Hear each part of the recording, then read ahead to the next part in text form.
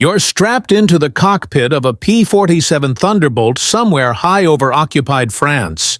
Your altimeter clicks 18,000 feet, and the world below is a quilt of fields, hedgerows, and the dark smears of enemy airfields. Up here, you feel the easy confidence taught in every fighter school. Height is safety, altitude is advantage. But in the summer of 1943, that confidence had become a death sentence for American pilots. Between June and September of that year, the 8th Air Force lost more than 200 fighters over Europe, not to mechanical failure or fuel shortage, but to a Luftwaffe that had learned how to climb faster, turn tighter, and ambush from above with the lethal efficiency of Bf-109s and FW-190s. They perfected the bounce, dive out of the sun, send 20mm rounds through an unsuspecting Thunderbolt, and climb back to a safe ceiling before the American pilot even knew what hit him. Major Hubert Zemke, hub to his men, commanding the 56th Fighter Group at Halesworth, watched his pilots disappear in drips of casualty reports, empty chairs appearing at mess tables, and he began to question the gospel of altitude discipline. The doctrine said never give the height. The evidence said the altitude was killing them. What if, he wondered, the right answer was to abandon height and go down? The idea was heresy. Low flying meant almost no warning, tiny margins for error, and the certainty that one mistake would turn you into scrap against French soil. Tactical manuals called it suicide. Zemke compared the certainty of extinction at altitude to the risk of controlled madness, and decided to test the forbidden. In September 1943, he quietly pulled aside 3 of his most experienced pilots, Captain Walker Mahurin, Lieutenant Robert Johnson, and Captain Jerry Johnson, and told them to forget everything they'd been taught. After the bomber escort ended, drop to treetop level. Skim the trees. See what happens. Zemke took the risk. If they were court-martialed, he would accept blame. They had each lost wingmen in the month prior. They agreed. On September 27th, the 3 P-47s dove from 18,000 feet down to 200 feet over farmland so low that startled French peasants threw themselves into ditches. They throttled forward to 350 miles per hour, and, as madness turned into method, they stumbled on a German airfield at Boves, where FW-190s sat like toys on the tarmac. The Germans never saw the Thunderbolts coming. Screaming at propeller height, guns hammered. 4 FW-190s exploded before anti-aircraft crews could reach their positions. The 3 Americans pulled up, low and battered, and made it home. 0 losses, 4 kills, and a revolution quietly began. Flying at treetop level was not simply flying low. It was weaponizing physics and perception. Radar systems, the Freya and Würzburg nets the Luftwaffe relied on, could spot formations at altitude. But radar waves travel in straight lines, and the Earth curves. Below roughly 500 feet, aircraft vanished into ground clutter. At 50 feet, you became a ghost. A screaming, invisible vector cutting across the landscape at 6 miles a minute. The reaction time advantage was brutal. A German pilot warming an engine at a forward base might have a 3-minute heads-up for targets at altitude. Time to taxi, take off, climb, and intercept. At 50 feet, the first warning was the thunder of Pratt & Whitney R2800 radials over the tree line. From sound to impact, you had maybe 11 seconds. Not enough time to get in the cockpit, not enough time to man the flak, not enough time to react.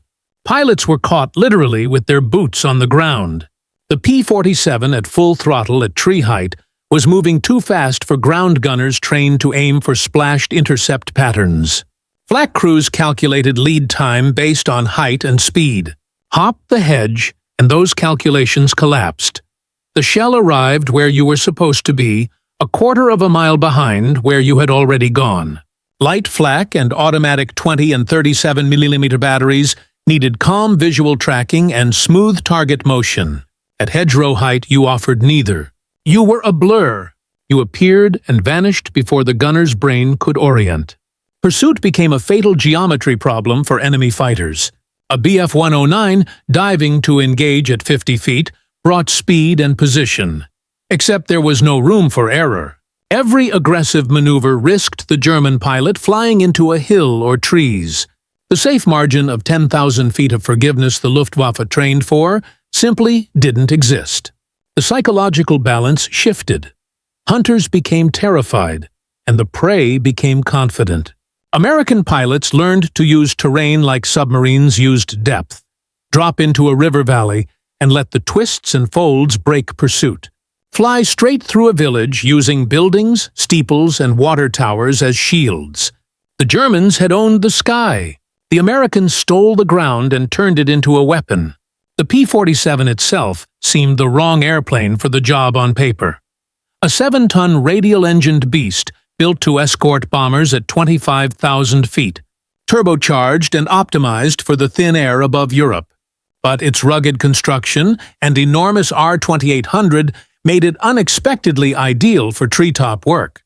Pilots came back with shredded belly panels, smashed oil coolers, and stories of impacts that should have killed them. Branches jammed in landing gear, torn control surfaces, nicked radiators, and engineers realized they had accidentally built a durable low-level fighter. Starting in December 1943, Republic Aviation fitted belly armor and reinforced oil cooler brackets to protect against the France beneath them. Protection not from bullets, but from trees, wires, and the inevitable stupidity of human error at speeds where a slip meant death. One pilot, Francis Gabreski, famously landed with a 6-foot tree branch jammed in his gear. The added armor had saved his hydraulic lines.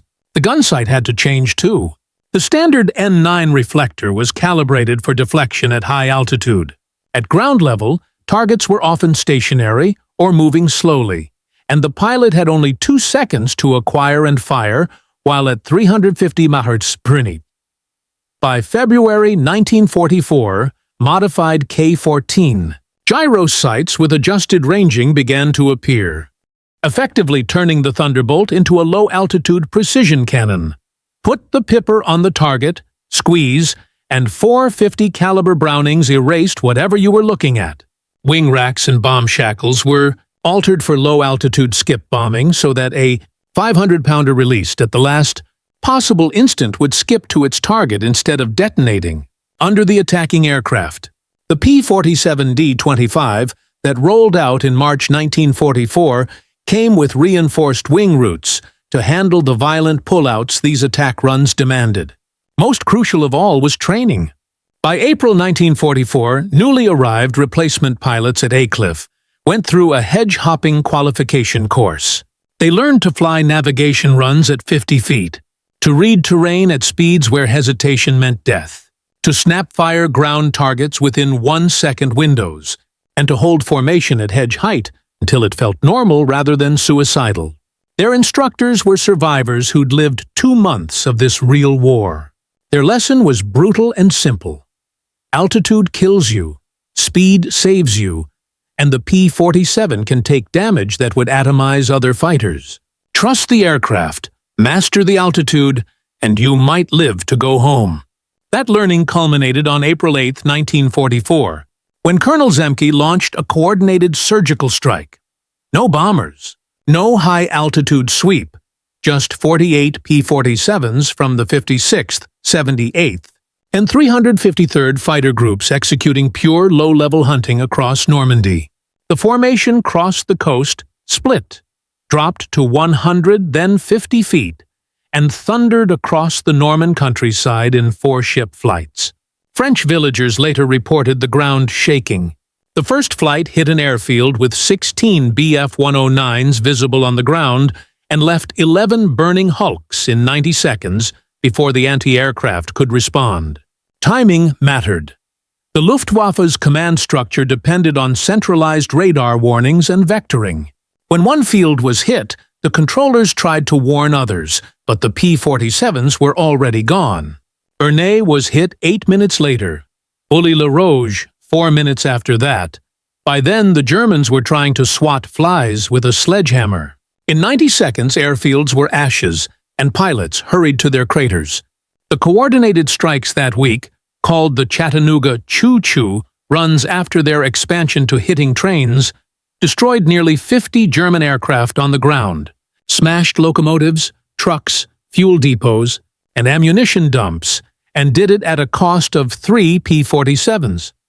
Loss ratios of 15-1 were brutal but sustainable for the Allies.